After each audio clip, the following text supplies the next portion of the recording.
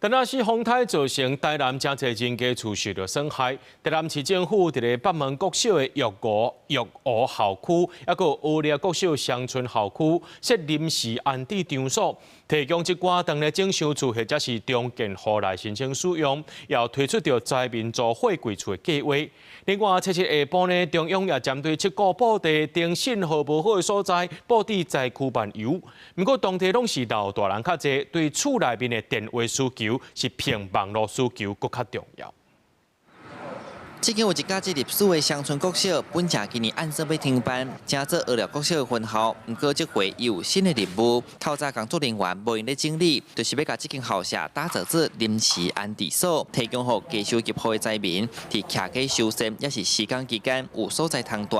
初时陆续有6户会先住入去。市府除了找2间国小来安置灾民，嘛有灾民租用的货柜厝计划，若无领到租金补助的灾民，会当向公所提出申请。整个公班动起来的时候，我们会媒合这50户的，在修缮的过程中来做一个短暂的安置，让他们不用去担心说房屋修缮的期间还要去找住的地方。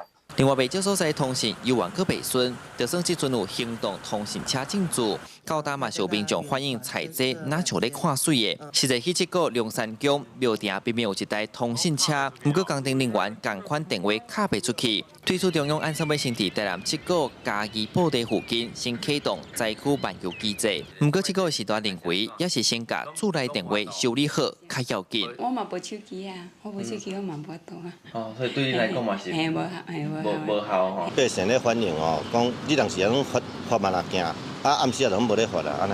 所以就是嘛是真困扰。踩伫遮袂使踩好看啊。就算讲在行动通讯车踩伫咧边啊，不过嘛是有有真侪民众是讲这网络吼一直碰袂行。即摆伫咧下晡3点了咧，有民众是讲吼这网络总算是有较好势啊。喂，哎，会通啊？有安尼会通啊？本来拢袂当卡赖对无？对。这项灾区办游的新措施，伫咧初7下晡3点开始实施，会一直到10月底。那网络办游的部分，对行动通讯加减有帮助，只是当地时段也是较惯使用厝内电话联络。灾区办游的措施到底敢袂当有作用，后续就要去观察。记者苏台南采访报道。